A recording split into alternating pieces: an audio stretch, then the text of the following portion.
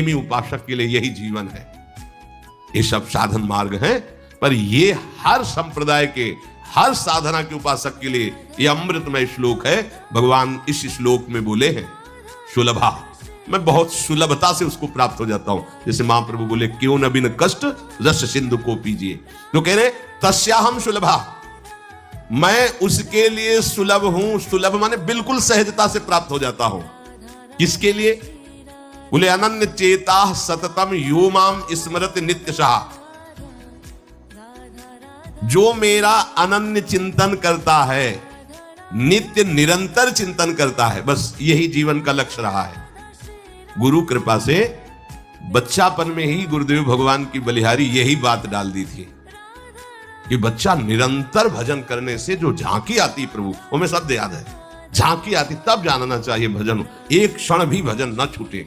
ये संस्कार अगर कहीं भगवान की कृपा से और मार्ग का गुरुदेव उपदेश करते तो एकदम कोरा स्वभाव था वही पड़ता, पर भगवान ने जहां जैसे पहुंचाना होता है वैसे ही, जैसे सन्यास मार्ग में भी थे तो हमारी निराकार में रति नहीं थी, गंगाधर भगवान शिव के रूप में आ सकती थी।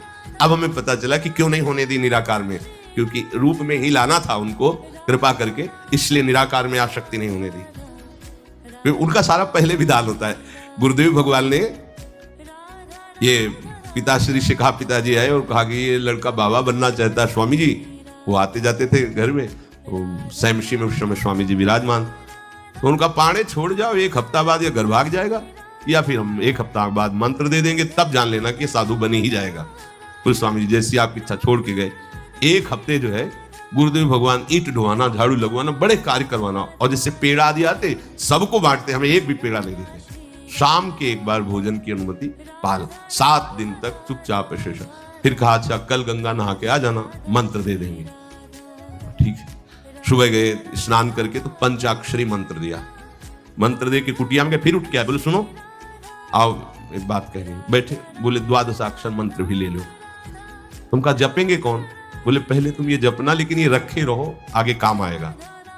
हमारी समझ में नहीं आ रहा था कि मतलब मंत्र दो क्यों दे रहे हैं। ये पहले से भूमिका तैयार थी वृंदावन की, हमें पता नहीं था।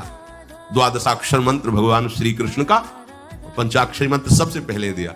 बाद में पता चला कि ये बीज तो गुरुदेव ने ही पहले बो दिया था कि जिस मार्ग से घूम के जाना है। वो कह रहे थे कि बाद में तुम्हें पता चलेगा। वो बाल्यावस्था थी, मेरी मति गति वहां तक पहुंच नहीं रही थी। और जपे हम पहला ही, जपे पहला ही, बाद में जब भगवान शंकर ने इधर, तब मुझे समझ में आया कि बीज तो गुरुदेव भगवान ही अंदर से बो दिए थे पहले ही। ये कृपा गुरुदेव भगवान की हुई कि चित्त में बैठाल दिया कि निरंतर चिंतन करना यही संन्यास है, यही साधना है, यही भगवत प्राप्ति का स्वरूप है। गुरु कृपा से पूरे जीवन भर एक बात रही कि हम कभी एक सेकंड के लिए अपने आराध्य देव को ना भूले। पूरे जीवन भर इसकी चेष्टा गुरु कृपा से करते। अन्य सब बात थी साधन की, पर बात उसमें प्रधान ये थी कि भूले ना। जैसे हम गायत्री मंत्र भी जप रहे हैं नैष्ठिक ब्रह्मचर्य में, तो गुरु के द्वारा दिया हुआ पंचाक्षर मंत्र लिखा हुआ है, बार बार उसे देख रहे हैं, अंदर से देख रहे हैं, गायत्री मंत्र चल रहा है। बड़ी कृपा रही है, मन को भागने के अवसर नहीं मिले। अनन्य चेता सततम, इसलिए हम आपको फिर कह रहे हैं बहुत जल्दी लाभ लेना है तो इसको डबल पटरी में फंसाओ। यह जो एक मन बहुत ठोर कर कहकर उसने सच उपायो, बहुत जगह नहीं लगता है कि एक प्रभु में लगाओ फिर संसार में, प्रभु में ही 2 जगह लगा दो। बड़ी चतुराई से फांसा जाता है। यदि मंत्र से भाग रहा हो और तुम्हें कहीं रूप का अभ्यास हो भगवत कृपा से, तो रूप में फंसाओ, चरणों से लेकर के मुकुट तक, मुकुट से लेकर चरणों तक इसको फंसाओ। पर यह कठिन बात है, रूप आना कोई साधारण बात थोड़ी। तो डबल नाम में फंसाओ। जैसे कल कहा था कि शरणागत मंत्र चल रहा, राधा लिखे है, राधा बार बार, और शरणागत मंत्र जा कहा जाएगा। तो जब गायत्री जी जब करते थे अनुष्ठान पुरस्चरण का, तो सामने पंचाक्षरी मंत्र लिखा हुआ है और गायत्री मंत्र चल रहा है। अगर हम जरा सा भी चूकेंगे तो या तो मंत्र छूटेगा और या तो दृश्य छूटेगा। बिल्कुल मन को कोई जगह नहीं रखते थे, कोई जगह नहीं रखते। अनन्य चेता, ये बहुत बड़ी सिद्धि, बहुत बड़ा लाभ है कि अन्य कुछ स्मरण ना आवे। इसका अभ्यास आप कर लीजिए, फिर नशा तो ये चढ़ा देगा। ऐसा नशा चढ़ता है, ऐसा लगता है जैसे खोपड़ी घूम रही हो और उसके साथ मंत्र घूम रहा हो। ये ऐसे करो तो पका जैसा दर्द होने, एक एक नस नाड़ी मंत्राकार। न भोजन की इच्छा है, न किसी के देखने की इच्छा है, इच्छा रहित केवल मंत्र चल रहा है, तदाकार वृत्ति, मंत्राकार वृत्ति। अब इतनी प्रपंच की वृत्तियां फैलाए हो, इतना बहिर्मुख हो, कैसे बात समझोगे अंतर की? अनन्य चेत, भगवान कह रहे मैं सुलभ हूं, सुलभ हूं। काशी में प्रतिदिन ये होता, आज महादेव जी साक्षात आएंगे, सुबह से तैयारी हो जाती थी, आज महादेव जी आए। घाट में ही रहते थे, पंडों की छतरी के नीचे तपती हुई धूप, तो घाट में धूप ऐसे ज्वाला सी लगती थी, और छोटी सी छतरी उसी के नीचे दोपहर रात्रि वहीं 2 बजे तक तो तपती थी फर्श, और 2 बजे के बाद स्नान करके महादेव जी विश्वनाथ जी पहुंच गए। बस रोज आज तो निश्चित। एक दिन इतना आनंद था कि आज तो बस आ ही रहे हैं, ऐसा आ ही रहे हैं। जैसी भावना करोगे, जा पर जाकर सत्य सने हो, सो तो ही मिले न कुछ संदेह हो। भयंकर जटाओं का बोझा ऐसे, इतना बड़ा हाथ में त्रिशूल लिए, देखा दोपहर में नग्न पैर से आ गए। अब अपने जो जहां पागल हुए उसको दिखाए, साष्टांग दंडवत, मौन, कुछ बोले नहीं उससे। हम तो बस वैसे स्तब्ध, जैसे कोई जड़वत। बाद में विचार आया, इसका मतलब क्या था? मैं ही मैं हूं, दूसरा कोई नहीं। अलग से देखने की भावना मत करो, कण कण में मैं विराजमान हूं। एक दिन भाई जी के प्रति बहुत आकर्षण जब था, तो एक स्वप्न देखा कि स्वप्न में हम भाई जी से पूछ रहे कि मुझे श्री कृष्ण की प्राप्ति कब होगी। इसके बाद की बात, भाई जी ने ऐसे चश्मा करके ऐसे देखा, राधा बाबा बगल में बैठे, और कहा जब श्री कृष्ण बन जाओगे तब श्री कृष्ण की प्राप्ति होगी। जगने पर, बहुत विचार करने पर फिर यह कि श्री कृष्ण बन जाओगे, भाई जी का तात्पर्य क्या था? तब समझ में आया, मन कृष्णाकार, बुद्धि कृष्णाकार, चित्त कृष्णाकार, अहम कृष्णाकार, तब कृष्ण साक्षात्कार हो गया। नित्य युक्तस्य योगिनः तस्याहं सुलभा पार्थ नित्य युक्तस्य योगिनः।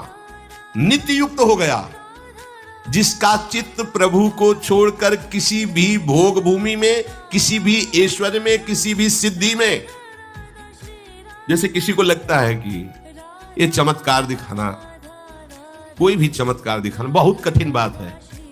अगर भगवत दर्शन का लक्ष्य ना हो, भगवत प्राप्ति का लक्ष्य ना हो, तो कोई भी चमत्कार ऐसे करने में है कोई बहुत बड़ी बात मत समझ। बस ये है कि इधर अगर स्वीकार किया तो उधर गेट बंद हो जाएगा, इसीलिए पिट जाते हैं, गाली सुन लेते हैं महात्मा जन, लेकिन प्रयोग नहीं करते अपने भजन का, प्रभु के पास जाते हैं। ऐसा ना समझे ना कि वो चमत्कार पीछे घूमते हैं। केवल बस एक बात है कि अगर इधर लगे तो उधर का गेट बंद हो जाएगा। तो इतनी दुर्लभ बात बनने जा रही है, किसी को प्रमाणित करने के लिए कि हम महात्मा, हम भजनानंदी, हम चमत्कारी हैं, अपना गेट बंद करवा ले तो मूर्खता ही होगी ना। यहाँ क्या होगा? वाह वाह हो जाएगा, बस उसके आगे क्या होगा? फिर वही प्रपंच। तो ये जो ब्रज के महात्मा है, जो भगवत प्रेमी महात्मा है, जो भगवत प्राप्त करने वाले हैं, इनके अंदर चमत्कार के बाप की सृष्टि होती है।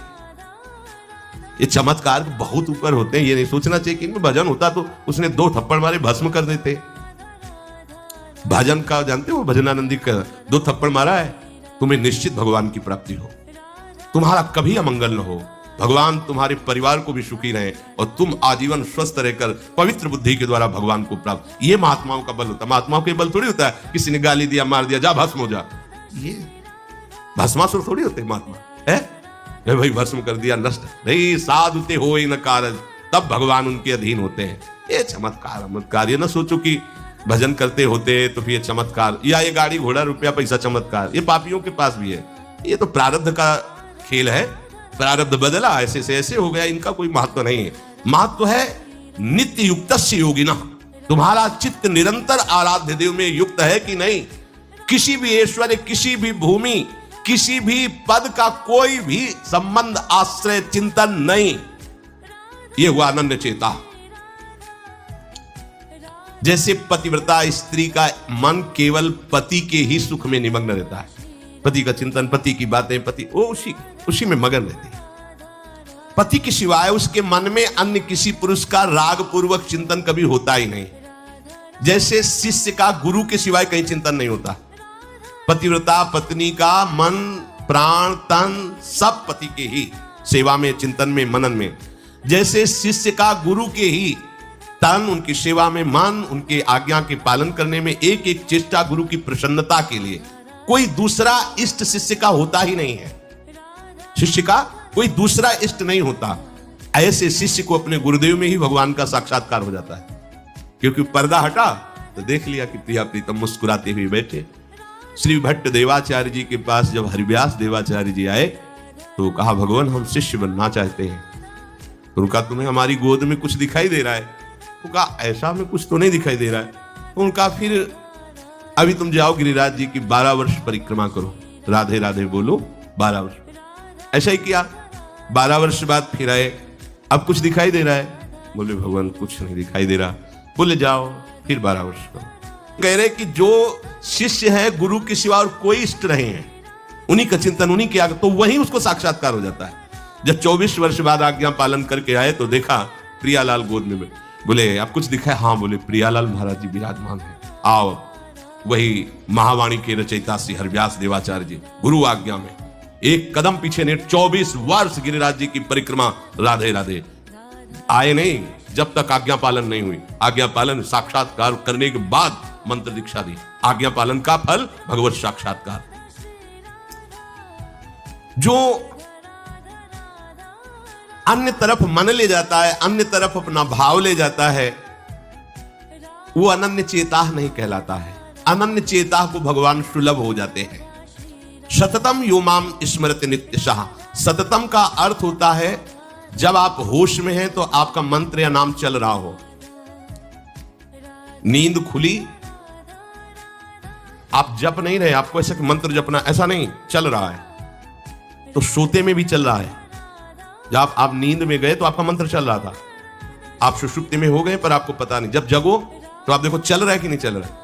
अगर चल रहा है तो चल रहा था, नहीं चल रहा तो फिर सतत नहीं था। उसका कारण आपने सोते समय भजन नहीं किया।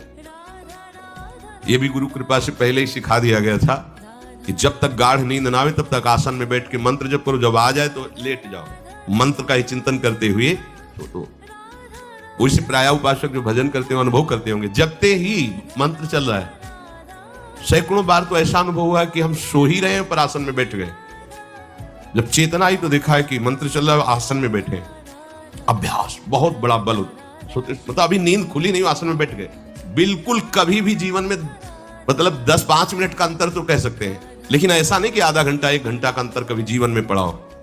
और वो अलार्म कभी जीवन में लगाया नहीं, गंगा किनारे कहां अलार्म।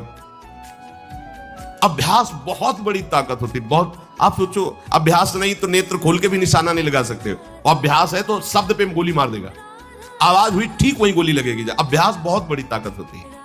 अभ्यास इतना भजन का, सततम योमाम स्मृति नित्यशः, बहुत कठिन लग रहा है ये, पर एक बार मन पकड़ लेगा तो बहुत आनंद आएगा।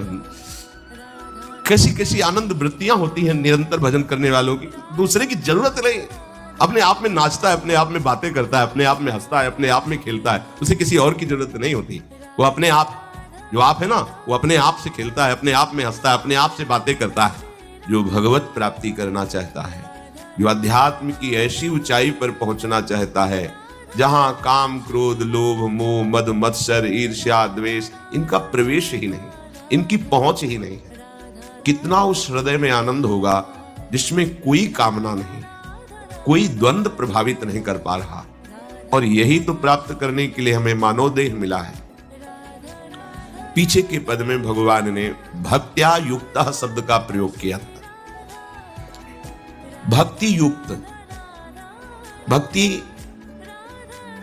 प्रभु के सिवा अन्य कोई हमारा प्रिय ना रह जाए, यह है भक्ति की कसौटी। ज्ञान की कसौटी, आत्मरति के सिवा और कहीं रति न रह जाए। आत्मावान, आत्मरति, आत्म क्रीड़ावान। बात एक ही है, हम श्री कृष्ण बोले, ज्ञानी आत्मा बोले, योगी परमात्मा बोले, भक्त भगवान बोले, वो एक ही बात है। पर अन्य कुछ रह जाना, ना वो ज्ञानी है, ना वो योगी है, और ना वो भक्त है। भक्त्या युक्ता, प्रभु के सिवा अन्य कोई सत्ता नहीं, अन्य कहीं महत्ता नहीं, अन्य कहीं अपनापन नहीं, चाहे वो वस्तु हो या व्यक्ति हो या स्थान हो। चराचर जगत में कहीं भी अपनी प्रियता न रह जाए, इसी का नाम भक्ति है। कहने को भक्ति सरल लगती है, पर इसीलिए कठिन है कि सब जगह की प्रेम फांसी को काटकर एकमात्र आराध्य देव से प्रेम करना बड़ा कठिन है। बातें बना लेना बड़ा सरल है, पर अपनी ममता को, आसक्ति को समेट पाना बहुत बहुत कठिन है। कोई बिरला साधक ऐसा होता है जो अपने लक्ष्य की तरफ रखता है, भगवान सामने, सदगुरुदेव सामने, पर ये दुष्ट इंद्रियां और मन जगत को ही पाना चाहते हैं, जगत को ही भोगना चाहते हैं, जगत को ही देखना चाहते हैं। कैसी मलिनता! इसलिए भक्त्या युक्तः। बातें केवल कर लेना थोड़ी होता कि हमें भगवत प्राप्ति करनी। भगवत प्राप्ति करनी है तो इसके मूल में सारी बात आ गई कि अब मुझे और कुछ चाह नहीं रखनी, और कोई कामना की पूर्ति नहीं करनी, और किसी से अपनापन नहीं रखना, मुझे प्रभु चाहिए। ये सावधान हो जाइए, आप एकांत में भी भगवान के सामने हैं, आपको हमारे श्यामा श्याम देख रहे हैं। ऐसी भावना से हर समय सजग रहोगे तो पापाचरण बंद हो जाएंगे। पापाचरण बंद होते ही हृदय प्रभु की तरफ भाग पड़ेगा।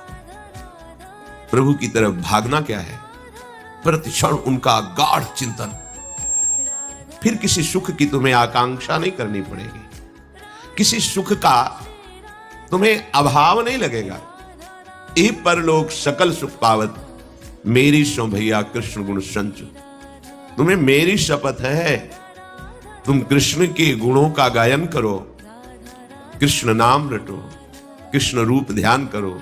इसका फल होगा प्रियाजू के चरणों में प्रीति।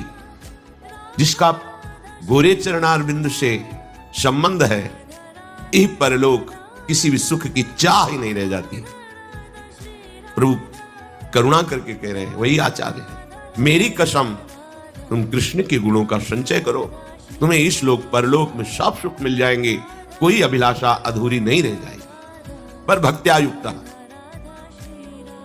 अन्य संबंध, अन्य महत्व बुद्धि, ये कलंक है हमारी भक्ति में। नहीं समझ रहे? चाहते हैं सुख, चेष्टाएं और चिंतन, दुखालयम अशाश्वतम। कैसे मिलेगा? चाहते हो अविनाशी पद और भोग दृष्टि रखते हो विनाशी की, प्रियता रखते हो विनाशी की, गाढ़ चिंतन करते हो विनाशी भोगों का, कैसे अविनाशी पद का अधिकार प्राप्त होगा? अरे तुम्हारा स्वरूप ही अविनाशी है। विस्मृत होकर भोगों में लगने से ही ये तुम्हारी दुर्दशा हुई है। भक्त्या युक्ता, अपने हृदय को भक्ति से युक्त करो। आराध्य देव की शिवा और कहीं चिंतन न जाए। अभ्यास योग युक्तेन चेतसा नान्यगामिना। स्पष्ट कह रहे हैं प्रभु, परमं पुरुषम दिव्यम याति पार्थान चिंते। निश्चित परम पुरुष दिव्य, उस परमात्मा की तुम्हें अनुभूति होगी, उसका साक्षात्कार हो जाए।